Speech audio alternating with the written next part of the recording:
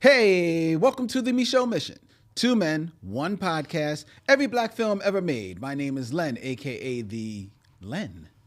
And as always, I'm joined by my partner. Hey, this is Vincent Williams. We are in a month of togetherness. Thankful for the togetherness of our lives here in the month of November. And tonight, we are once again looking at Vincent's selection for the mission as we go to the year of 2023 to review the British rom-com RYE. RYE. Directed by Rain Allen Miller in her feature directorial debut and starring one David Johnson and Vivian O'Para. In Vincent's selection for tonight's stop on the mission, streaming live from Young Junk, Philadelphia's premier video podcast palace, to all points north, south, east, and west, including YouTube, where each and every one of you are out there watching us in the chat. Hello, missionary. Good evening, one and all. Hey, Vincent, how you doing, man? I'm all right. Maintaining. You're maintaining? And yourself? I have no complaints. Excellent. Always good to hear. Whatsoever. Always good to hear. Before we kick into the show and hear from the missionaries, Netflix has been blowing up recently. They have been dropping jewels. Yeah. Streaming platform. We don't like to give free plugs, but No. Got to call it what it is. They're hitting it out the park. Frankenstein recently premiered on Netflix. Yes. After a brief run in the theaters. Yes. And we're actually going to be talking about that on the Binge Lounge for our Patreon subscribers. Absolutely. It's going to get gothic. Oh, yeah. Looking forward to that. But another thing that dropped on the on Netflix recently was the Eddie Murphy documentary. Yes. Did you see the Eddie Murphy? Of course. Netflix documentary? Of course. You know, I'm unapologetically an Eddie Murphy super fan, so I absolutely did. And you? I did. The documentary is called Being Eddie. It premiered on Netflix on November 12th, where Eddie Murphy, in his own words, reflects on his career, his childhood, and his return to comedy after a long break. And the film, you know, to read the description of it, it promises like a behind-the-scenes look at the world of Eddie Murphy. Sure. And it does to a degree, because you go into his home. Yeah. You see his home. You see his family. You're not really introduced to them. But you see them. But for the most part, outside of a few talking heads, some of his comedian contemporaries like Jamie Foxx, Dave Chappelle, Chris Rock, and a few other people that he's worked with. John Landis is in there. A few other people that signed him on for Saturday Night Live. But the main voice that you hear in this documentary is Eddie Murphy. Yeah. Talking about him the phenomenon that it is to be Eddie Murphy, this man who became a star at the age of 19. Yes, he did. Just had the charisma. Yes, First he did. of all, told himself at the age of 13 that I am going to be a star. Yeah. And by the age of 16, he was a regular on Saturday Night Live. 19. Yeah. At the age of 19, he's a regular on Saturday Night Live after cutting his teeth in the comedy clubs for maybe a year. Yeah. Maybe 18 months. Yeah. And then he's on Saturday Night Live. And then within 2 years, he's on movie screens. Yeah. And the rest is history. Yeah. It's been a skyrocket. So what do you think of Being Eddie? I mean, I liked it. I do think, I feel like the word documentary is doing a lot of work. Yeah. When we talk about what this is, I think it was really more of a celebration of Eddie Murphy's phenomenon. And even when we talk about celebration, it wasn't a particularly insightful one. Like, you talked about the talking heads, but it's funny, you and I were just talking about this. There's really only one critical voice. Like, Elvis Mitchell is the only critic. Yeah. The rest of it the talking heads are comedians. You know, as you mentioned, John Landis, who obviously thinks very highly of Eddie Murphy. You know, right. Tracy Ellis Ross is there and speaks on her. And just to point it out, John Landis is actually the director of Trading Places. But it really, and Coming to America. Oh, that's right, too. Yeah. But it really is person after person after person talking about how much Eddie Murphy has meant to them and how much he's influenced them and so on and so forth.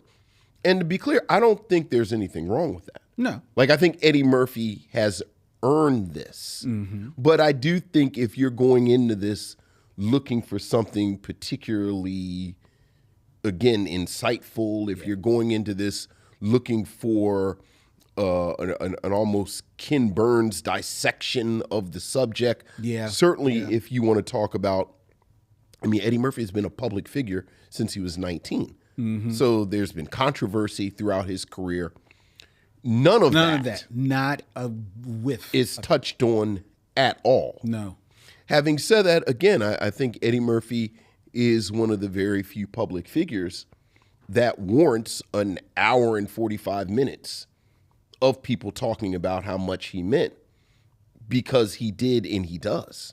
So, yeah, I enjoyed it very much for what it was. Yeah, I did too. And you're right. It's not crazy insightful. And if you're somebody that's, especially in doing the thing that we do, you know, reviewing movies, which calls for us to be like reading interviews with the people that are in the movies, and stuff like that. I don't think there's any real new stories that you learn from Not there. really. I did think that, while not crazy insightful, I did get choked up a little bit when he was talking about his relationship with his brother Charlie Murphy, of course, who is no longer with us. And I also thought, I don't think the average person knows. They know of him being 19, Saturday Night Live, and then boom, 48 Hours, and the rest is history. I don't think they know the story before. I don't think they really know the relationship between him and his father. Okay. You know? So I thought that might be a little, nugget for some people. But you're right. He is one of the few people that is worthy to be praised for an hour and a half. I would have liked to at least seen some of the controversies not even necessarily controversy, but just his life maybe explored a little bit more, at least touched on. Well, again, talking about Eddie Murphy as this cultural figure, there were three moments that I thought, okay, there's something here.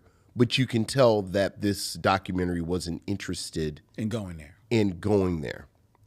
There's the infamous joke that David Spade told about Eddie Murphy on Saturday Night Live, which then led to him having this very public feud with Saturday Night Live, where Eddie Murphy is in a real dry patch, and David Spade says, "Ooh, everyone look at the falling star." Right. And you've always heard about Eddie Murphy being hurt about David Spade saying this. But and I've heard him talk about this numerous times. Not the first time he talked about it. This is the first time that I heard Eddie Murphy articulate that while David Spade was the point of the spear, a joke on Saturday Night Live has to go through layers of filters before someone says, we can say this on the air. So Eddie Murphy articulated that this was Saturday Night Live as an entity. Right. Actually talking about and that's this who joke. He actually was upset. And I thought that was really, really insightful.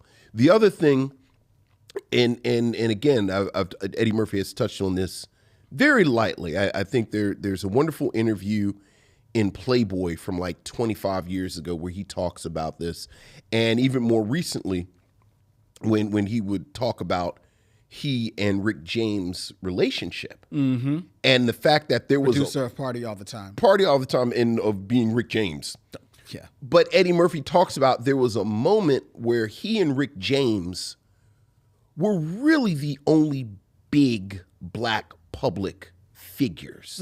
Yeah, there was that moment. And in the so 80s. all of that kind of racial animus that's always in the air was aimed towards them.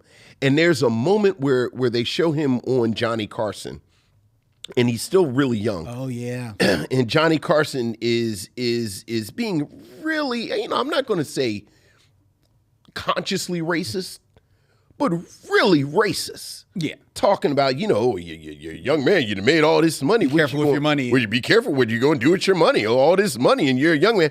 And Eddie Murphy, being Eddie Murphy, picks it up and makes a joke about Amos and Andy. Oh, Amos, what's I was going to do and buy this coat? And I said, this is Eddie Murphy kind of alluding to how he operated in this moment. Yeah, yeah.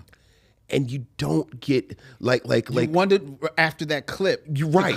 You want to come back to Eddie Murphy and have Eddie him, Murphy talk about being this young, successful black man in 1983. In that moment. Even if he's just talking about the clip itself. What was his read on it? And then I think the thing that really touched me, like you talked about the Charlie Murphy thing, which was affecting. I've never heard Eddie Murphy talk about, again, this moment in black celebrity, where he's really part of this foursome, where it's him, Prince, Michael Jackson, Whitney Houston. Yes. Like, this level of black celebrity does not exist. And they're on all fronts. It's just those four. And of the four of them, he's the only one still alive. Yep. And of the three that are dead, two of them arguably were eaten by the machine. We can talk about Prince and what happened with Prince, but Michael Jackson and Whitney Houston are absolutely cautionary tales. And for Eddie Murphy to kind of know this, and he's still here, I was like, wow. And he's still here, and you look at him, he's well. He's of sound mind. Look, physically, looks great. Yeah. Look. Eddie Murphy talking about, why does Eddie Murphy leave the house?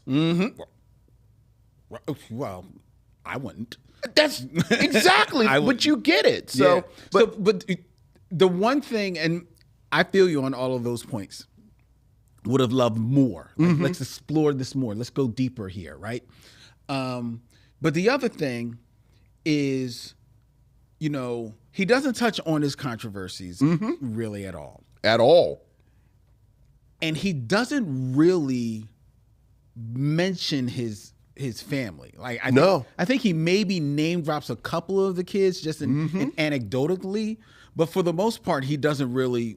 They're not really. No. There. And his wife, his current wife, is only in one scene. Yeah. And he does name check her a couple of times. Right. But you do see them. Yes. And I would have liked to have a moment where, he doesn't really even talk about what family means to him. Right. Really that much. I think he's really protective. And I understand. Like, I think he's really, it's funny you talking about the Charlie Murphy. I do wonder how much Eddie Murphy would have talked about his relationship with Charlie Murphy if Charlie hadn't become a public figure himself. That's a good point.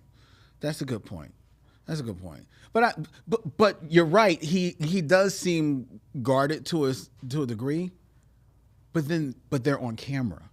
Right. Like, I hear you, but they're on camera. And there's a scene where you're like, the camera is sweeping around the room, and you seeing see them. all of them. Yeah. But there's not even, okay, if we're not going to be introduced to them. Right. If you're not going to have their names popping up, okay, fine. Right. Or maybe they didn't want to do it. Which is fine too. Yeah. But what does this scene mean to you? What does them being in this room mean to you? Right. Some type of exploration of that I would have liked. It's not there. I don't think it is the greatest loss, but it's the one thing that I was kind of like hoping for. I did have one question, speaking of his kids, because one of them is married and now they're in-laws. Martin Lawrence. Where was Martin Lawrence? Well, one, we don't know when this was filmed. This could have been made before. Before what? Martin Lawrence was on the moon? Before the marriage. I mean, even before the marriage, they'd been in 2 movies together. Okay, but there's not, okay. Well, okay. Okay, I guess you're saying there's Martin Lawrence. It's like one of his, like the talking heads. Right. In there. I mean, yeah, I guess. I thought it was striking that he wasn't there. I guess. I mean, they did, you're talking about the 2 movies, but they've really only done 1 movie where they were like really side by side. Okay, Martin Lawrence was, I mean, damn near a co-star of Boomerang.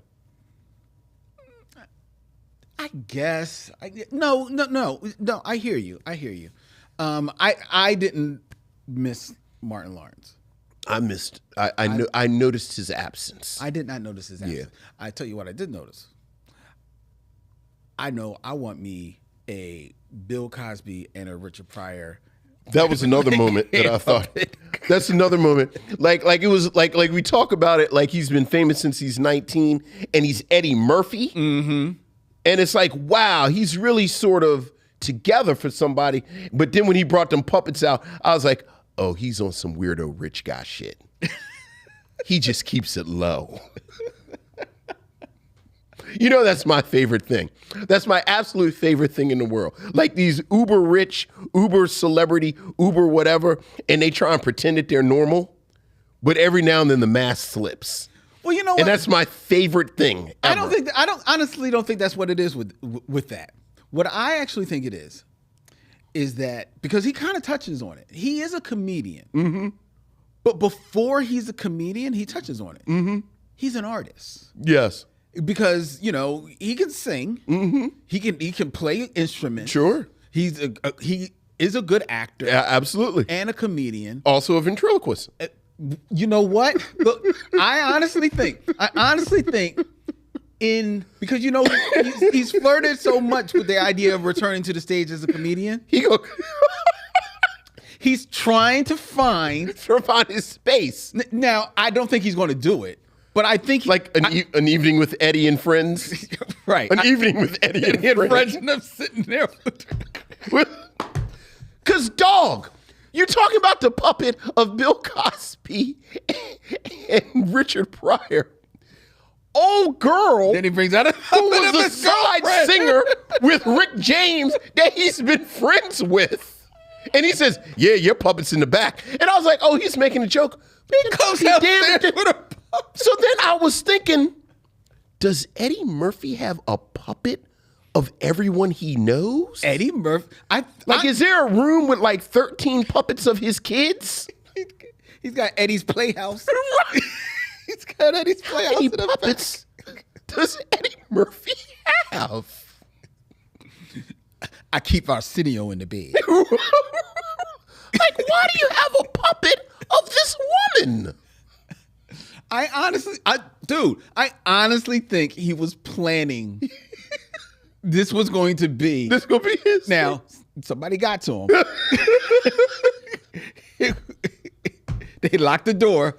And they said, "Do you know how much money I would pay to go see an evening with Eddie Murphy and friends?" I would be there. I don't, like, I'm making jokes. If it was in Dubai, I'd be there tomorrow. I would be, because those puppets look good, man. Look, those puppets, him sitting between the Bill Cosby at the and end Richard Pryor, and then he pulled out the Paul Mooney puppet. I said, yeah, Eddie been rich and famous a long time. Mm-hmm. Like, he been rich and famous longer than not.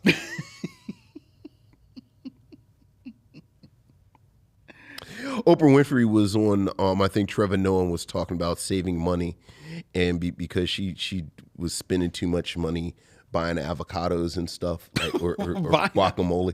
So she bought an avocado farm, and now she sources her own avocados, and it's a wonderful clip. And Trevor Noah is like, wait, you bought a farm? And she's like, yeah, you know, so now I grow my own avocados and I do this. And I don't know if she really picked it. Understood. Like, it didn't even Understood. Dude, it's my favorite thing on earth. super rich people who are just completely detached from objective reality. Like, you just don't know how any of this works anymore. You see those clips of Michael Jackson, he would go and just point at things. Right. You know, I want this and I want this and that. He wouldn't even say want. He just sort of point.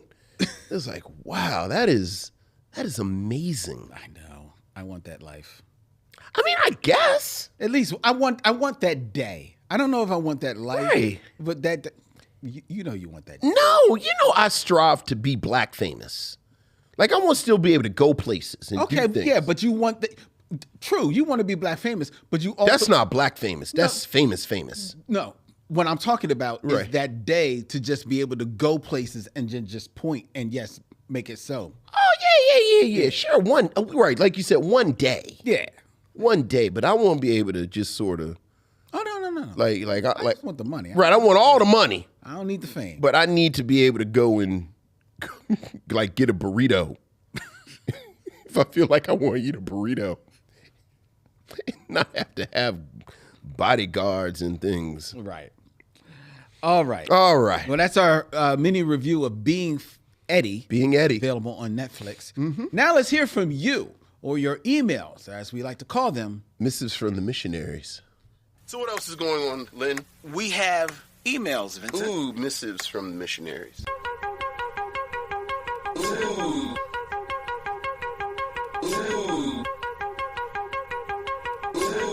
Missives from the missionaries.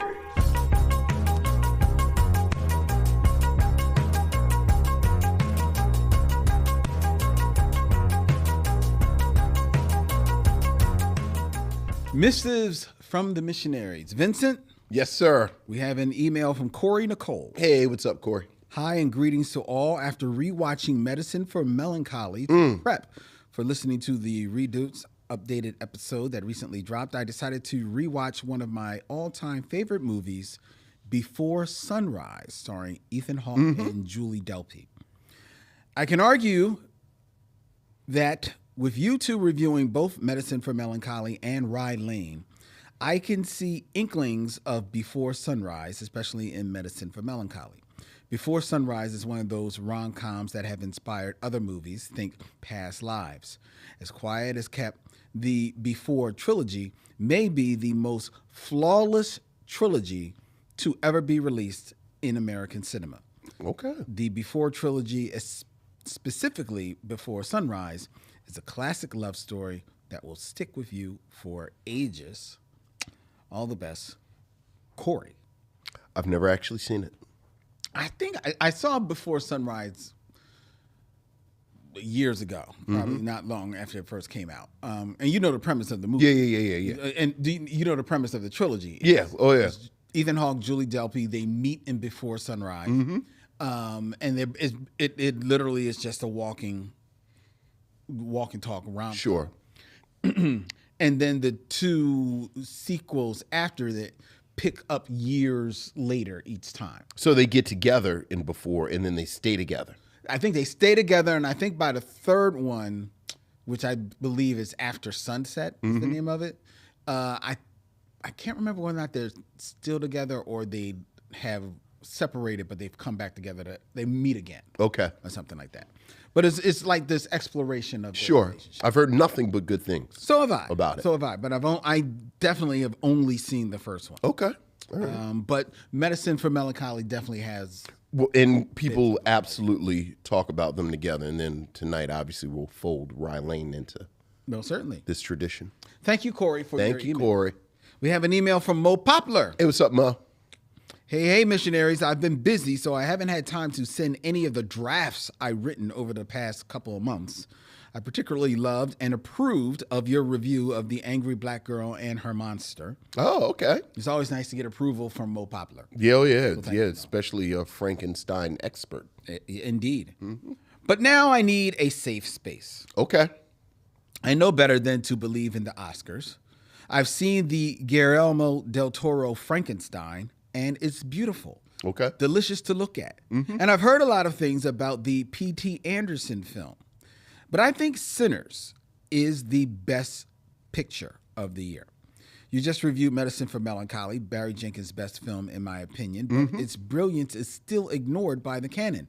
How important is it that a film like Sinners gets Academy Award recognition? I feel like daring to hope people do right is dangerous. Your thoughts? First of all, Medicine for Melancholy is a beautiful film. I disagree with you. It is not Barry Jenkins' best film. Wait, I thought he said Sinners was Ryan Coogler's best film. No, he said you just reviewed Medicine for Melancholy, Barry Jenkins' best film, in my opinion. Oh, yeah, I disagree with that as well. Yeah. I think we both agree that his best film is probably Moonlight. Yeah. But how important is it that a film like Sinners gets Academy Award recognition? I would like to see Sinners be nominated for Academy Award for Best Picture. It's not crazy important for me. I think it is a great story. I think it's a fantastic movie. More importantly, though, I would be, I guess, I would feel better if Ryan Coogler is recognized for his direction and or his writing of Sinners. Do I see any of that coming? I actually see, because you now nominate 10 films for Best Picture, I honestly see Sinners sneaking in as a Best Picture nominee. Probably nowhere near going to win, but I could see it sneaking in as a nominee. But I can see them like snubbing Ryan Coogler and some of the more technical awards that are out there that certainly should be in the running for. Look, like you said, they've opened up a lot of the categories for nomination. It would not surprise me in the least if things didn't get nominated. Like, it would not surprise me in the least if nothing got nominated. Like you, I think they might throw a bone here or there.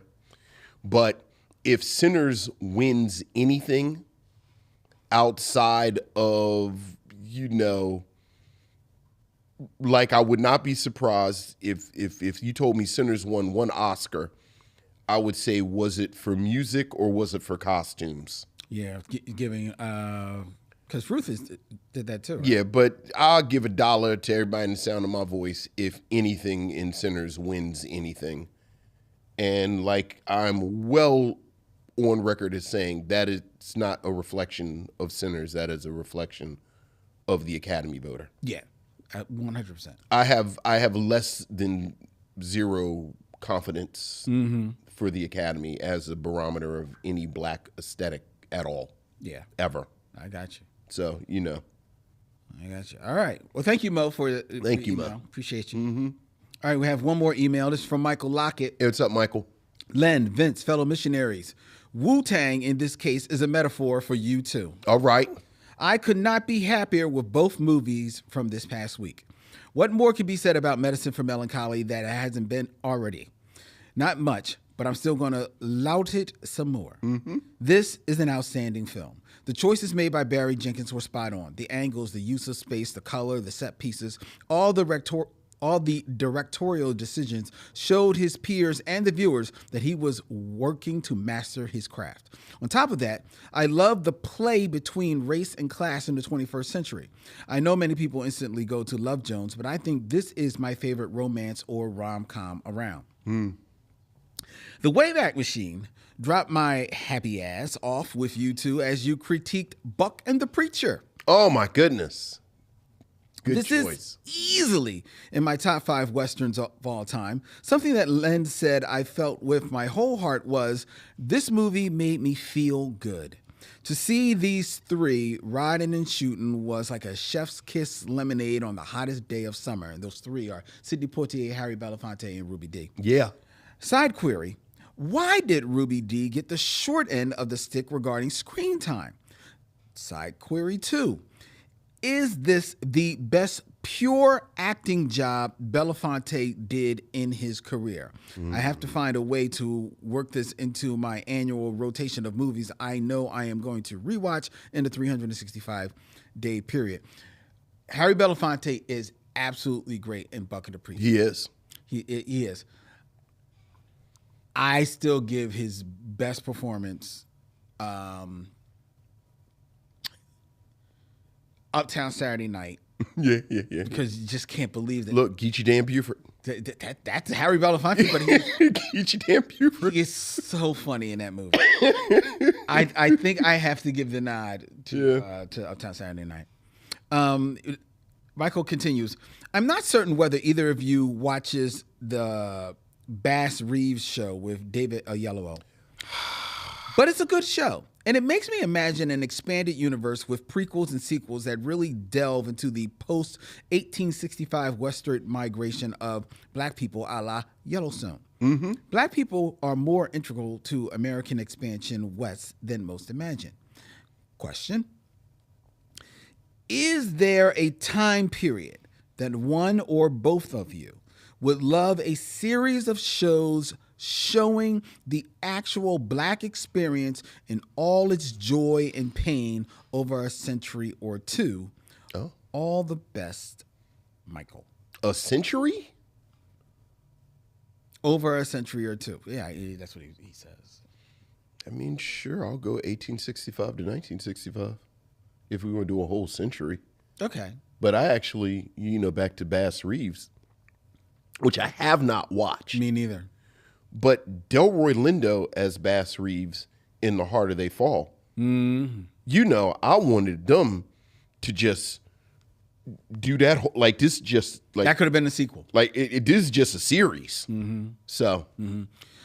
I've joked. I can't even say joked. I've kind of like had it needling around in my head around the time of when Game of Thrones was like big. Mm-hmm. Right? Wanting there to be like some black, quote unquote, Game of Thrones. Sure. And the idea I've had messing around in my head was the idea of the Moors sacking Italy. Sure.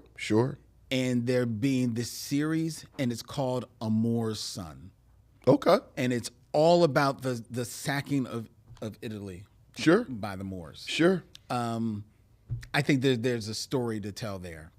Almost like Rome. Sure. The TV series Rome. I always think about Mansa Musa, I think in the 13th century, destabilizing the entire economy of Europe because he controlled half the gold in the world. Yeah. And that's how Europe found out about what was going on in Africa. Yeah, that'd be good. Yeah, so, but it's like, those, like it's always somebody talking about we gonna make a Hannibal movie, we gonna make a Mansa Musa movie. Like, I've been hearing people talk about that since we were teenagers. That's very true. Which was a while ago. So, Speak for yourself. Yeah, sure. Mm-hmm. All right, thank you, Michael. Yeah, Thank you for your email. If you want to have your thoughts heard here on the show, feel free. You can email us at micheauxmission@gmail.com. That's micheauxmission@gmail.com. Before we move on with the rest of the show, we want to give a shout out to another black podcast. This is a black podcast shout out. My baby choir. To Truth Be Told, Time to Thrive with Tanya Mosley. This podcast is actually produced by a friend of the show, Nicole Hill. Hey, Nicole. Of Our Ancestors Were Messy. Truth Be Told, Time to Thrive revisits 9 of Tanya's favorite episodes, exploring crucial topics that resonate deeply with our current times. From challenging societal norms around rest and productivity to addressing the impacts of deportation, racial trauma, and body image. This collection provides a unique perspective on personal growth, social justice, and the pursuit of a more equitable world, inviting listeners to reflect, learn, and ultimately Thrive. And if you don't know Tanya, she is a noted podcaster, not only of the long-running Truth Be Told podcast, but you can hear her as a co-host on Fresh Air from WHYY on NPR. And it's just a really thoughtful podcast to listen to. I will sit and listen to it while I'm eating my breakfast sometimes. Okay. And honestly, I just feel smarter because I'm listening to it. I love that. And knowing that Nicole is behind it, because I know Nicole is smart. Mm-hmm. She only deals with smart things, mm-hmm. which is why it surprised us that she came on our show. Right. But Tanya has just a great speaking voice and a way of making some heady topics feel very down to earth and accessible. So Truth Be Told, Time to Thrive. Check it out wherever you find podcasts. Very nice. All right. And now it is time for the Game of Kings, where we really tell the truth. 6 Degrees of D'Urville Martin.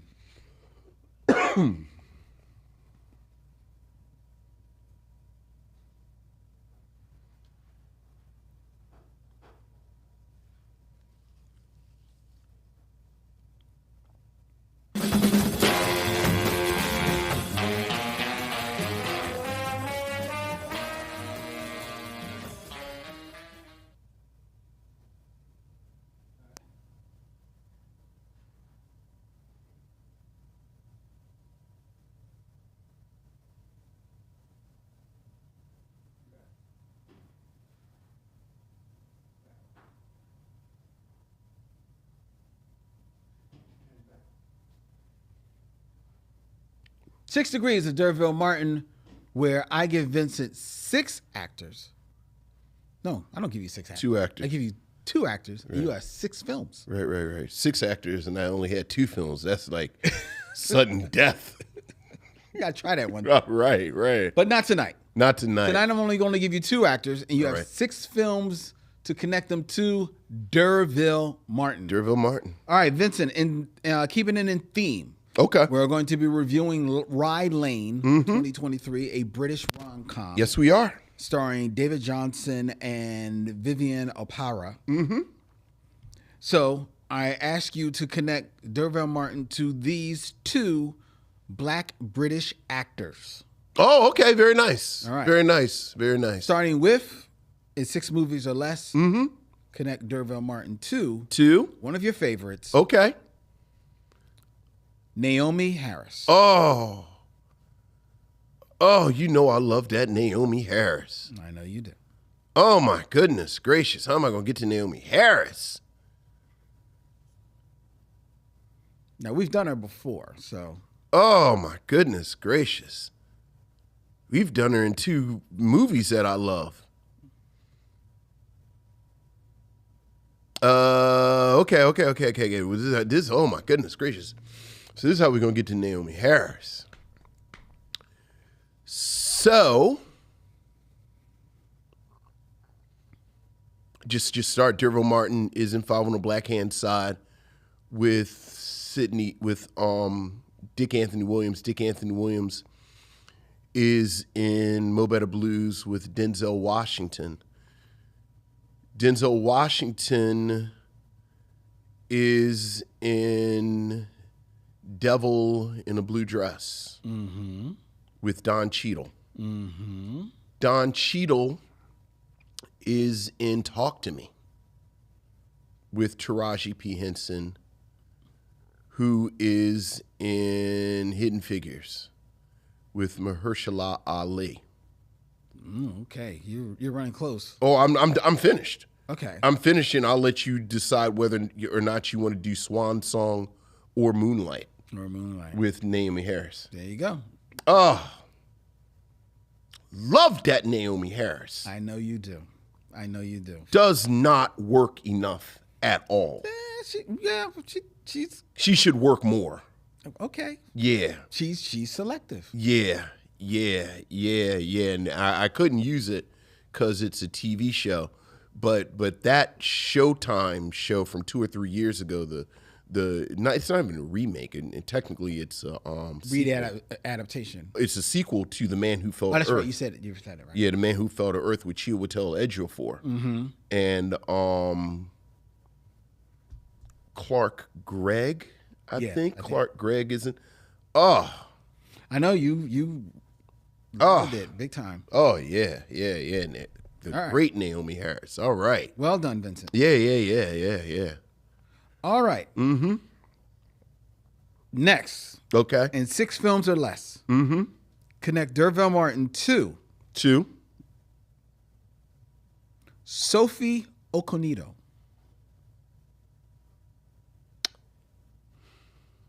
Yeah. It's funny because I feel like I see her mostly on TV. She's done a fair amount of TV, but no. She's no. It's funny. I was just talking about Don Cheadle. She's in that sad ass Hotel Rwanda, which I've not seen. Oh, it's real sad when I know she's real. It's real sad with her in it. I know, but speaking of actresses working, and I was so happy for her. Because it was so befuddling. Let's see how we do this real. I know exactly where I want to go with her. Not to Hotel Rwanda. No, not Hotel Rwanda. Not Hotel Rwanda. All right, so all right, let me lock in. Derval Martin is in Sheba Baby with Pam Grier. Mm-hmm. Pam Grier is in Jackie Brown with Chris Tucker. Mm-hmm. Chris Tucker is in Rush Hour with Jackie Chan. Okay. Jackie Chan is in The Karate Kid with Jaden Smith. Mm-hmm. And then Jaden Smith is in After Earth.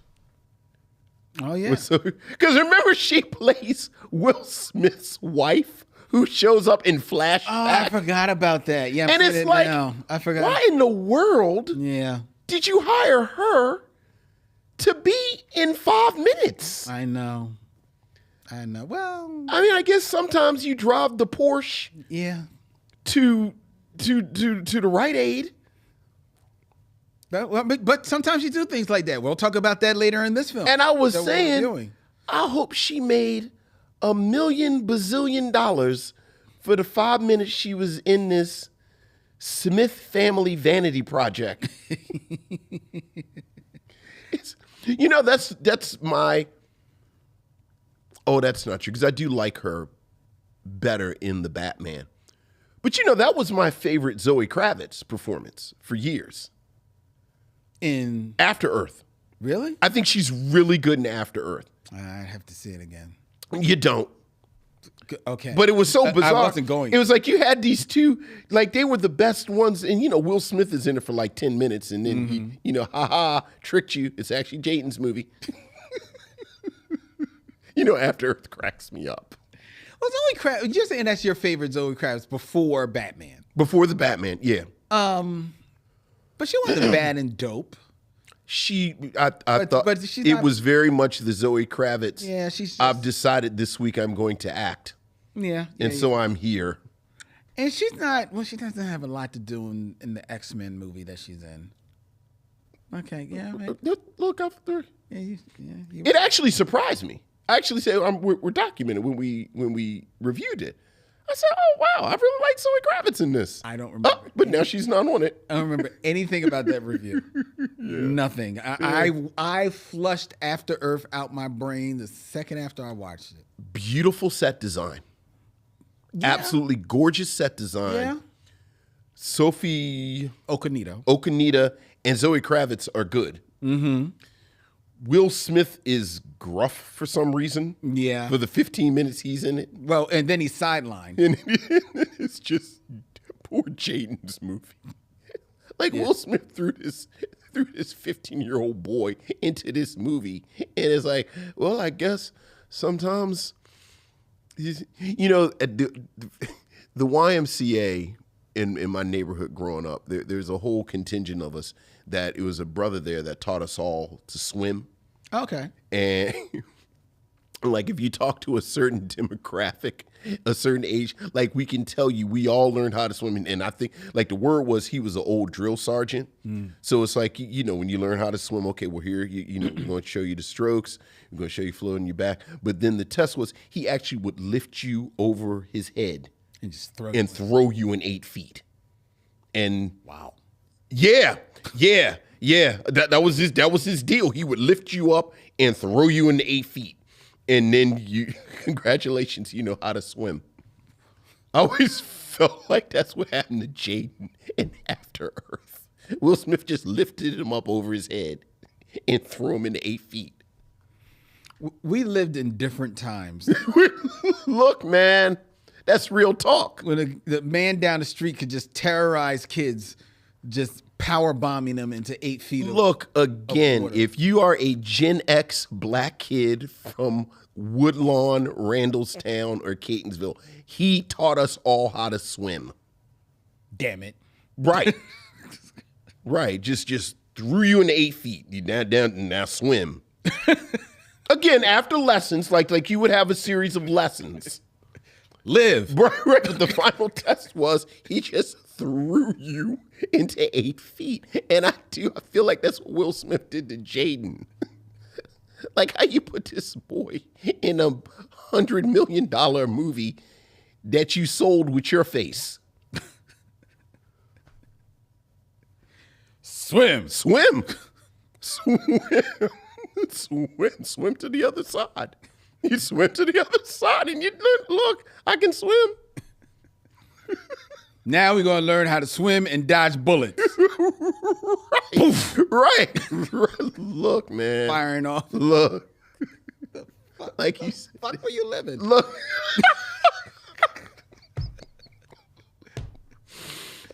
We all had nice mothers that didn't want us to drown.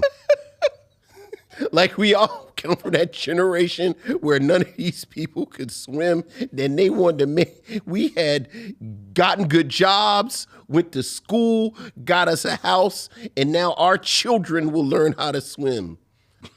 So Drill Sergeant, Mr. Man, we deliver you our children this summer so that you can teach them how to swim. And then he lifted you up and threw you into 8 feet. Just threw you into 8 feet. Said swim. Jesus Christ. Yeah. No wonder y'all escaped Baltimore. My ass can swim now. You swum your ass out of Baltimore. Oh, boy. There's Philly. Right, this is the safer climes of Philly. Then we can. So we did Pride, didn't we? Didn't we review? Yeah, Pride? we did Pride. Pride about the Philly swimming guy. And I know I told you, you know the dude that Terrence Howard. He yelled at me once.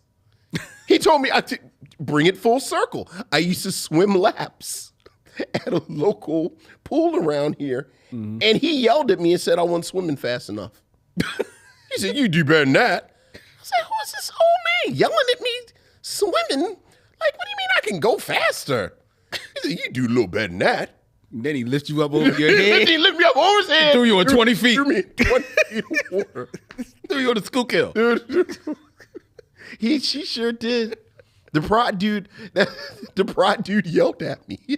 That's a 100% true story. I was swimming laps, and he said I wasn't swimming fast enough. You swim like a bitch. Right. Right. Like, come on, man. I feel very judged, right? And you know he's old. So it's like, You ain't too old to kick your ass in the water. Look, I ain't say nothing to him. I picked up my pace a little bit, but I did like my That's feel. what you did. Yeah, I picked up my pace. He kicked a little harder. Like, why are you yelling at me? Have Baltimore triggers. Right. That's a true story. That is a true story. The Pride dude yelled at me. Oh God. Said I could do a little better than what I was doing. That is a true story. Out here in your bikini.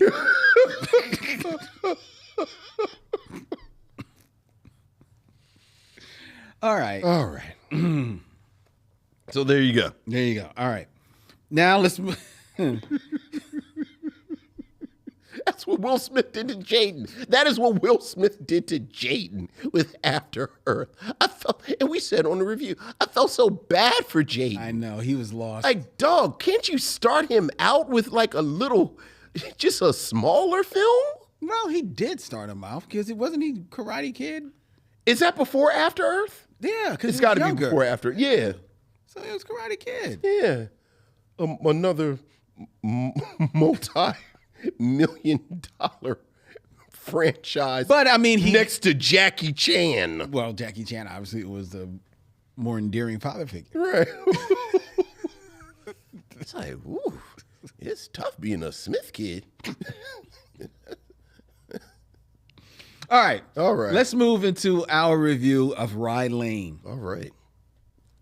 RYE Lane, a 2023 British romantic comedy directed by Rain Allen Miller in her feature directorial debut from a screenplay by Nathan Byron and Tom Malaya, set in the South London areas of Peckham and Brixton. The film is titled after the real-life RYE Lane market and stars David Johnson and Vivian O'Para as two strangers who have a chance encounter after having both been through recent breakups and spend the day getting to know each other.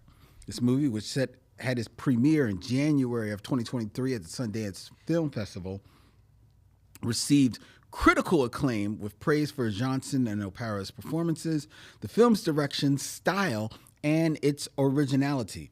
And it is the selection for Vincent on this stop on the mission. Vincent, what say you of RYE Lane?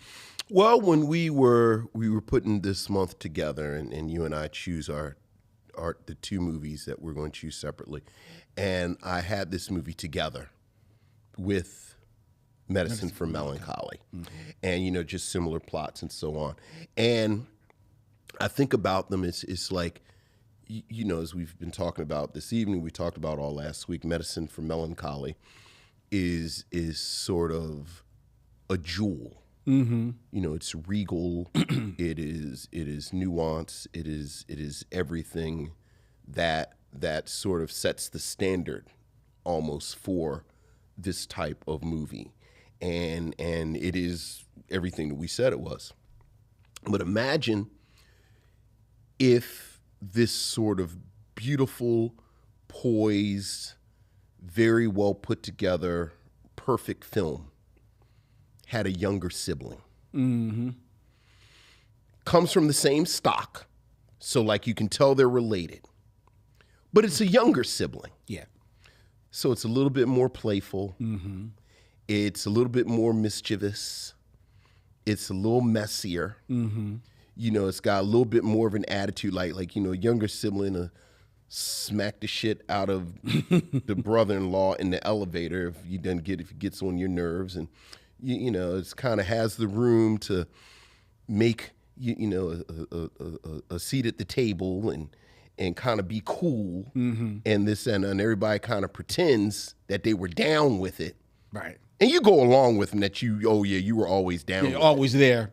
Always there. But in your heart, you remember when you were listening to Solange and the Soul Angels and nobody else was listening to it. Mm-hmm. And that's what RYE Lane is. Mm-hmm. RYE Lane for me is like the cooler, messier, arguably not as good as Medicine for Melancholy, but you like it a lot. Mm-hmm. And you can tell that you're going to spend a lot of time with it because of this energy, because of this exuberance, because of everything. As you mentioned, the plot is as you said, David Johnson plays Dom, who when the film starts is going to see his ex-girlfriend who cheated on him 3 months prior to the film with his best friend. Mm-hmm. And this is the first time that they've got together. And he runs into Yaz, played by Vivian O'Para. And the day unfolds from there. Mm-hmm.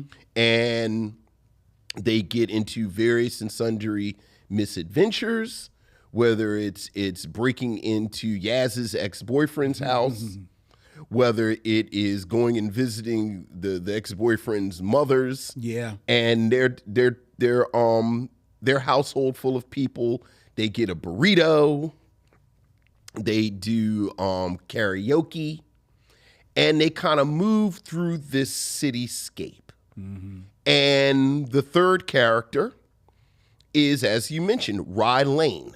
Which is the Rye Lane Market. It is in Brixton in South London, which is an amazingly multicultural, amazingly heterogeneous, vibrant part of London. And the film is really a showcase for this place. For that whole area, This whole area. And when you read interviews with the director, Rain Miller says that she wanted this almost heightened reality that you get with this.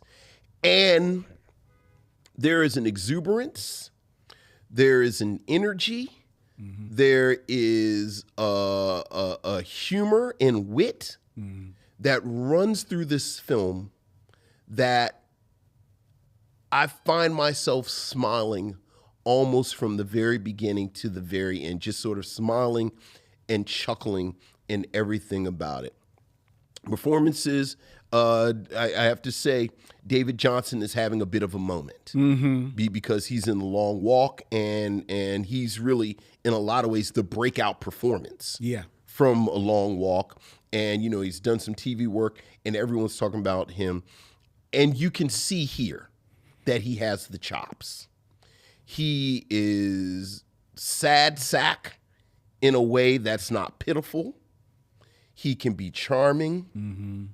You don't get a lot of him smiling, but when he does smile, it's a smile. It's like the sun's coming out, and you didn't even realize that you missed the sun. He can be romantic. Everything that you want with him. And then, you know, in a lot of ways, the center is his relationship with Yas, played by Vivian Oprea. And I have to say, as much as I love David Johnson, Vivian Oprea was everything to me. I absolutely loved her. She is funny, both verbally. She does physical comedy. She is unapologetically black. She is brown. She has just an explosion of twist and curl. Her mouth is huge. Her nose is huge. And I have to say, very rarely do you see a woman with unapologetically Negroid features framed as beautiful as this character is. And the little side note that I made, and we've talked about this on and off over the years, she is shot the way Whoopi Goldberg should have been shot all through the 80s. And the two of them together were wonderful. You just really love this couple. You just really love what they were going through. Miller's direction, again, it is exuberant. It is playful. It is energetic. There's not a fancy shot that she's afraid of. Like, there are Dutch angles. The film opens with this sweeping overhead shot of bathroom stalls where you see person after person. She is playful. The set design, the colors of the costuming, everything is just a burst of color throughout this film. Whereas, as Miller said, you get this sense of a heightened reality, but you also get the sense that this is a celebration of the colors of life. The colors of life, and both literally the colors of life, but again, this Brixton area where you have, you know, black people, white people, Asian people, Indian people, everybody, and everybody is so, it's just this vibrant urban landscape. Mm-hmm. There's a moment where they go to see Yaz's ex-boyfriend's family. Yeah. Who are, of Jamaican heritage. Mm-hmm. And, I have to say, I don't have a whole lot of experience with Jamaican families. Like, I know some Jamaicans, I know some Jamaican Americans, but as far as spending a lot of time with the families, I don't have any experience. But as someone who does not have experience, but feels like you can recognize something real. Yeah. Yep. So lived in. Spot on. It was spot on. So lived in. Spot on. The details. Yep. The body language. The RYE and nephew. The all of it. Mm-hmm. Just spot on. Again, I do think there is a messiness to it. Again, I think Miller very much arguably seems like a first-time director that has like this crayon box filled with brand new crayons, mm-hmm. and she's kind of using all of them. Mm-hmm. Mm-hmm. Mm-hmm. And I think that there is a criticism that maybe it's too much. Just trying to look, it's a big swing, but I loved every moment of it. I loved every swing. I loved the choices, and the story.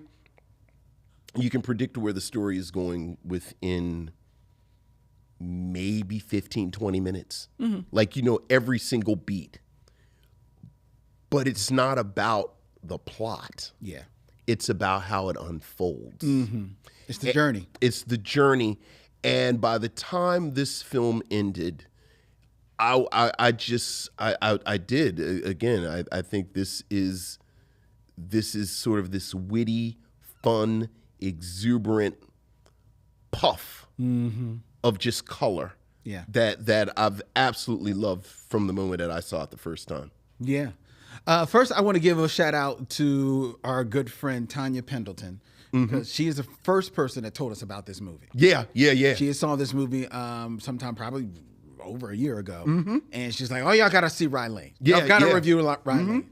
And we're like, "Yeah, we're gonna check it out." You had heard great things. So shout out to Tanya. I remember you. I remember you clapping for this film. The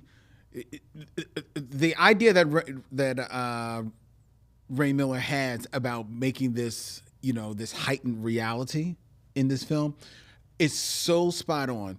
In you talk about the colors and how much they pop, and they give that sense of this heightened reality a little bit. And even when the camera sometimes will linger on some of the characters of the RYE Lane market area, nothing to do with plot, but it's just a little bit of whimsy going by, somebody with an umbrella, a kid on a skateboard, or whatever, just a touch of like, where are we, right? But I love that because that harkened back for me to some of the British films of the late 60s and 70s that always had just a little bit of an arch to them, So I always like that. I also felt that in her, in her quiver, as you mentioned, of like shots that she wants to do, she does this split dioptic shot where the foreground and the background are both in focus at the same time, which is very hard to do, but she does it a couple of times in this film. I thought I love that because it added this sense of the fly on the wall to these proceedings, which is what you kind of like feel like. You kind of like feel like you're eavesdropping on these two getting to know one another. So I enjoyed that. And I also, the other little storytelling element that I loved, as they were each relating their stories to one another, it would cut into the dramatization of a story Yes. with them inside the story, narrating the story to the other one inside the story in playful different ways. And I said, that is so inventive. That is so smart. And in many ways, when you're trying to tell a story to somebody, you're trying to make that happen. Right. You're trying to bring them into the story so they can see what you're seeing. So her dramatizing that, I absolutely love that part of this film. The acting, the performances are fantastic. David Johnson actually reminded me of the first time that we saw, and I'm not saying we, I'm saying the world, saw Lakeith Stanfield on screen. And you felt, that guy's got something. Right. And I think he could do anything. Yeah. And that's what David Johnson is. He wears that sad sack, but like you said, when he smiles, it lights up the world.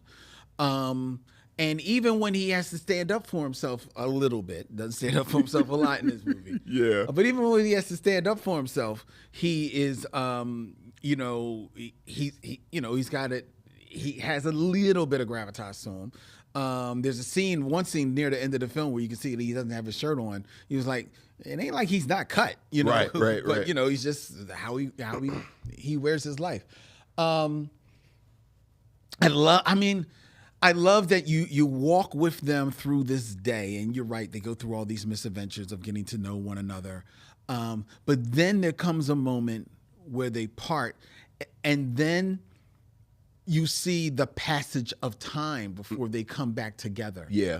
And I loved just the storytelling of that. Right. So it was quick, like it was really the one montage of the movie, but it was quick montage and it was still added to the storytelling. And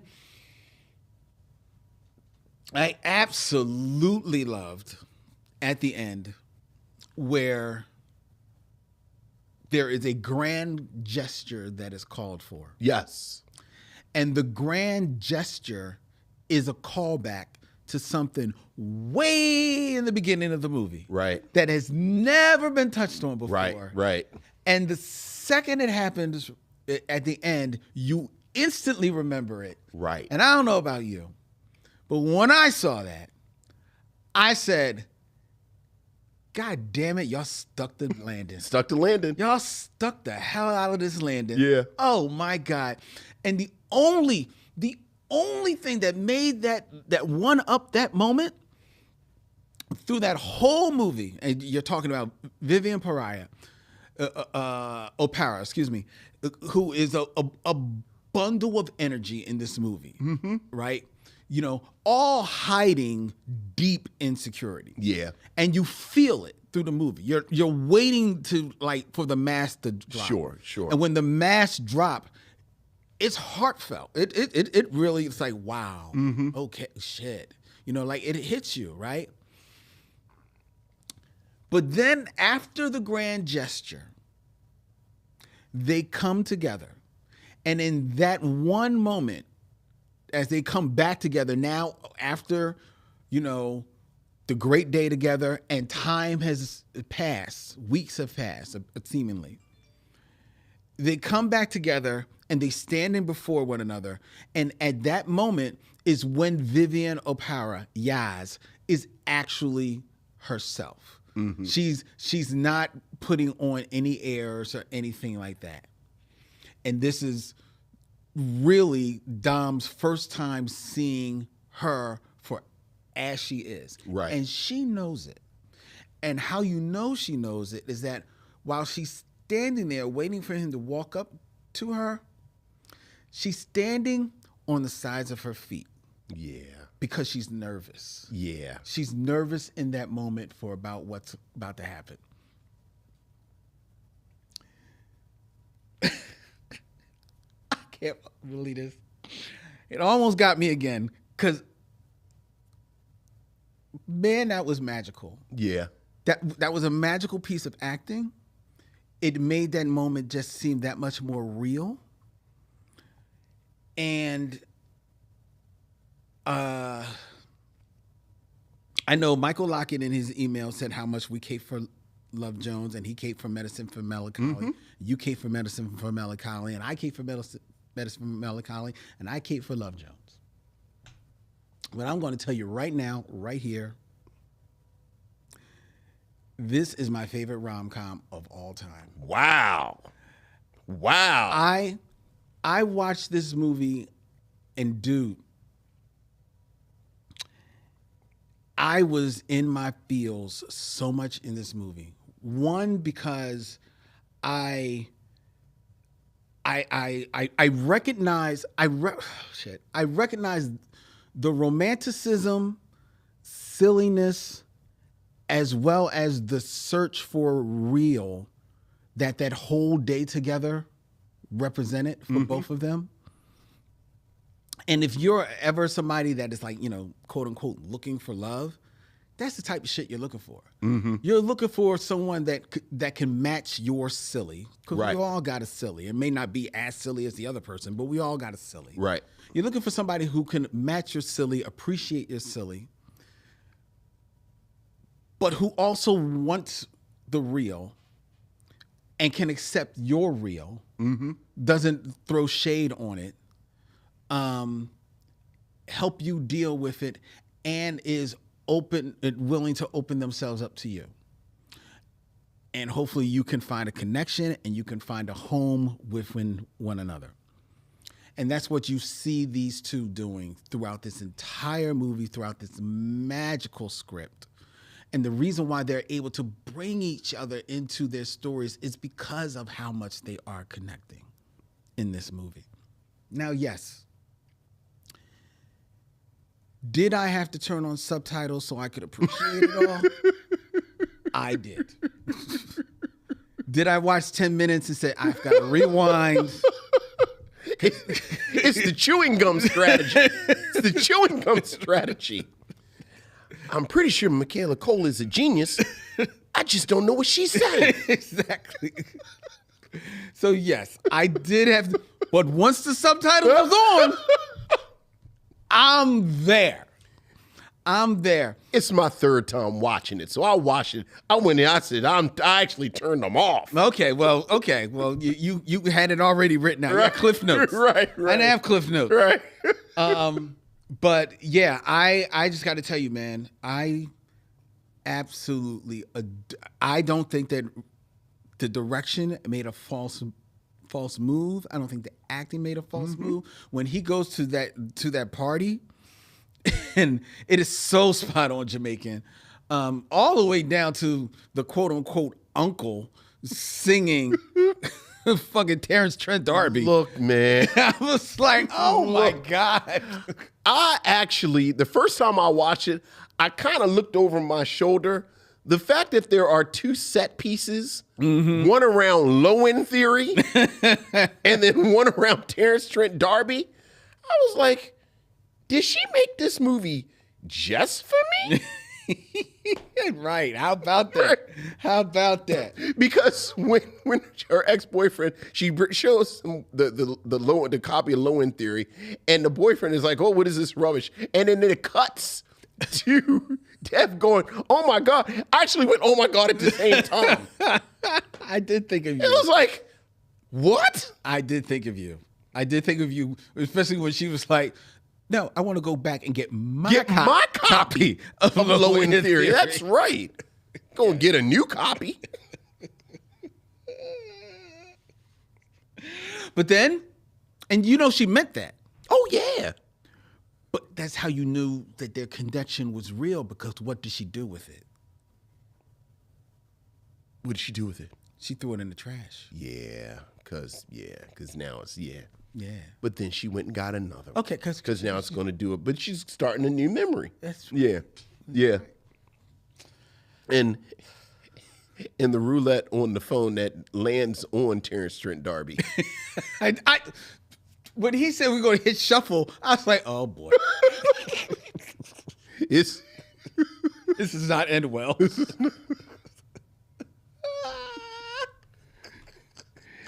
Can I say, though, that I think the great character find of 2023 was, because I'm going to pull his name. He's surprisingly deep in the credits when you look. Oh, Colin Firth? No,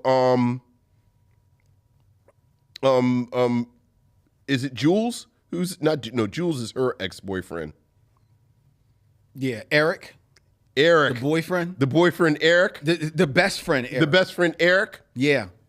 I wanted a whole spinoff of Eric and his ex-girl, Gia, and them being frustrated because Eric is dumb as a bag of rocks. He is dumb as a bag of... And he just likes him to keep bringing the meat. Mm-hmm. And he had to turn over the green. And no, you get the lamb too. And then just put it on my plate. But a question about that though. So Dom's ex cheats on him with his best friend Eric. Yes. And then they start a relationship. Yes. And apparently a fairly serious relationship because they go away on vacation. Sure. And they're still together. Still together at the next gallery show, yeah. And when you see in the montage at the end of the movie when Dom moves out of his parents' house, yes, Eric is driving the truck for him. How can you be mad at Eric? Well, but that's my question. Yeah, that's my question. Are you, Vincent, still best friends? No, I'm not. Okay, I'm not. Eric probably has a suspicious accident 6 years, 2 weeks, and 9 days after I find out. Like some real randomy number. Like the problem is everybody wants to be a Batman villain. And he dies on my birthday. And then the detectives are like, I think you should check. But like 6 years, 2 months, and a week later, he just has a mysterious food poisoning accident. That's how you do it. Okay. All right. But he's a big, dumb golden retriever.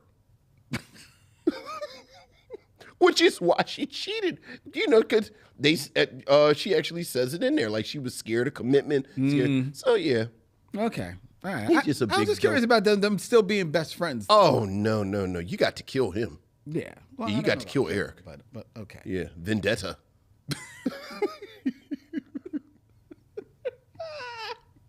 But Dom don't really have that kind of energy though. No, he doesn't. Yeah, that's not who Dom is. No, he doesn't. Because to be fair, he lets Yaz's boyfriend smack him in the face. He does. Now, dog, that ain't... In Yaz's boyfriend's defense, this was a stranger who had broken into my house. Okay. So what, you get one free smack? I mean, I guess. I think if you break into somebody's house, you get what you get. Let's be clear. It's a lot of young people making decisions in this. That's true. They are paying in their mid-20s. Again, now I'm back to medicine for melancholy. Look at the young people being young. Silly young people. Very true. And I did mention Colin Firth.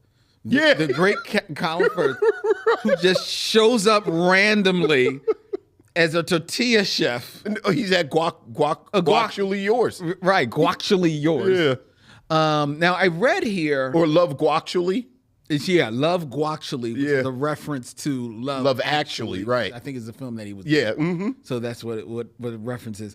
Like, you talk about Sophia Okonedo, like what did Colin Firth just like on a first name basis with Rain Allen Miller? I just assumed he was charmed like everybody else by this film. He was just in Rye Lane at the day of filming. Right. He's like, we've got $100. Can you just play this? Right. Okay. I don't know. I don't eat pork, but I was intrigued by that spicy pork burrito that they got. You were? I was intrigued.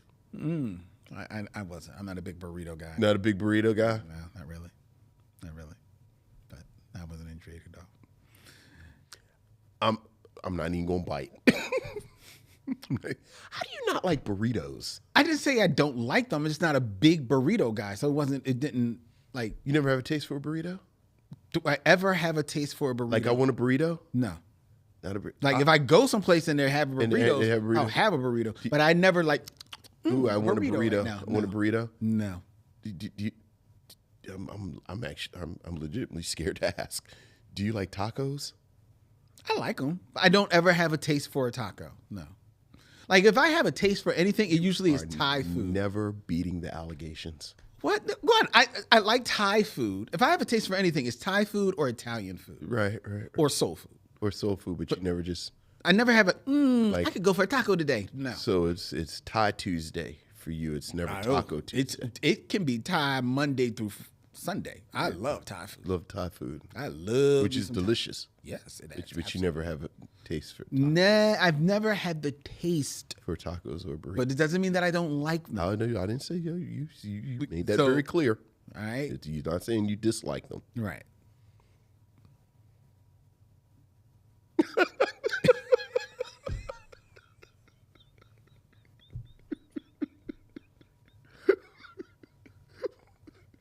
Who doesn't like tacos? I mean, who doesn't have a taste for tacos? I'm sure there's plenty of people who don't have a taste for it. Doesn't mean that they don't like it. Okay.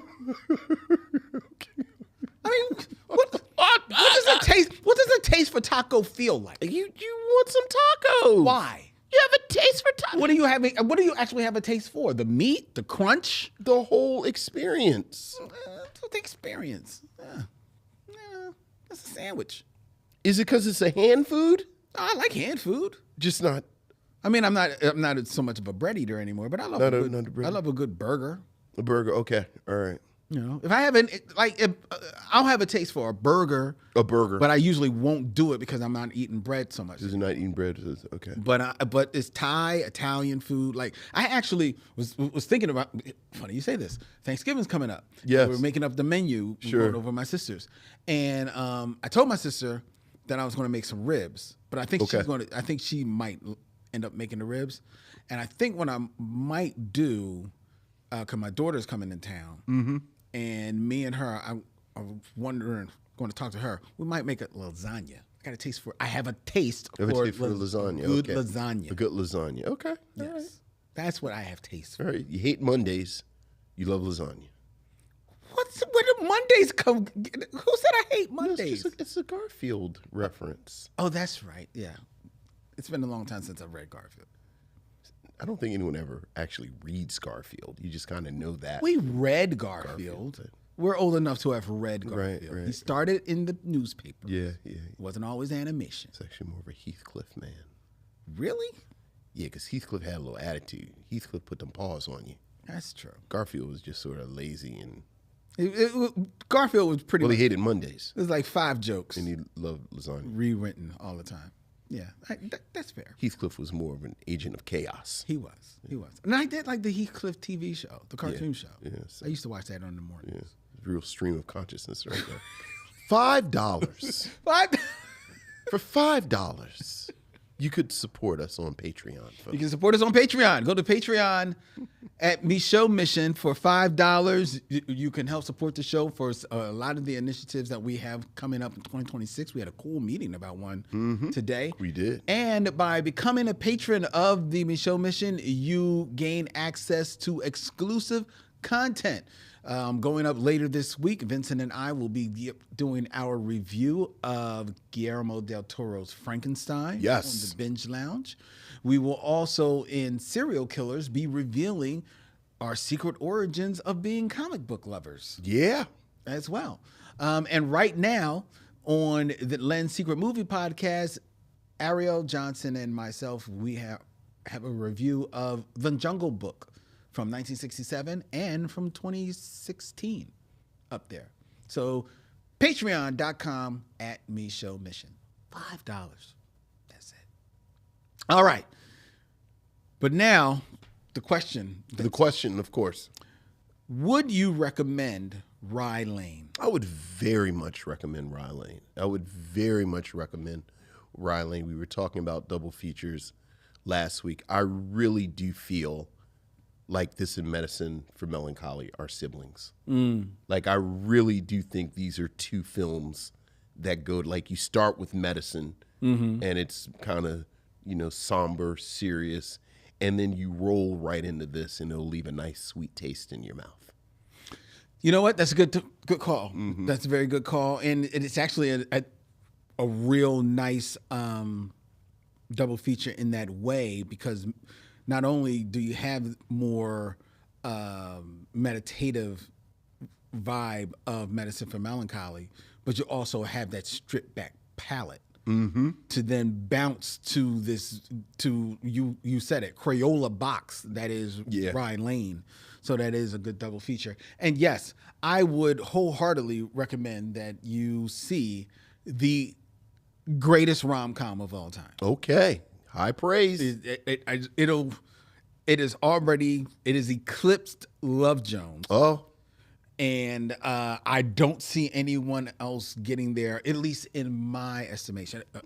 Sure. It's just a beautiful, witty, lovely fairy tale of a film that I really think that you will enjoy. So I definitely recommend RYE Lane. All right, RYE Lane. All right, for the win. Mm-hmm. Okay, before we tell you what we're going to be reviewing next week here on the Micheaux Mission, I invite you all to follow the Micheaux Mission on our website, micheauxmission.com. 2 Men, 1 Podcast, every black film ever made, where you can find out all of the things that we have going on, all the special events, where you can find the podcast. You can find swag.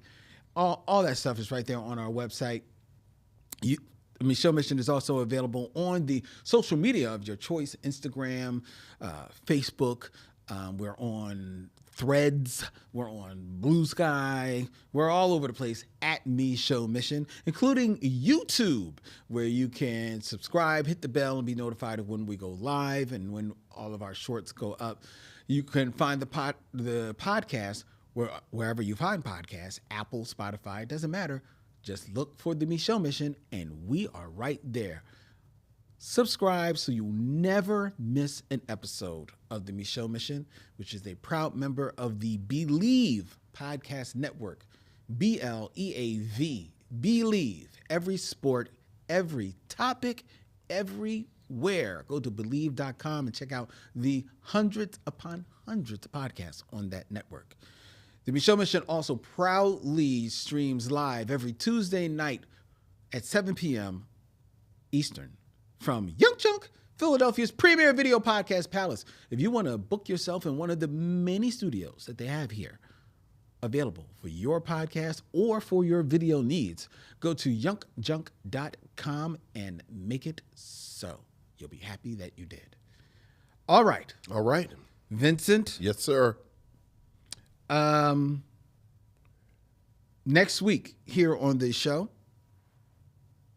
we are going to close out our month of togetherness with an indie of my selection. Okay. Another black and white indie. Very nice. From 2009, Guy and Madeline on a Park Bench. Oh, very nice. A jazzy musical romantic film. La-di-da. And hold the dough until next week here on the Micheaux Mission. Until then, he's Vincent, I'm Len, and in parting we say, we'll see you when it's time to meet again.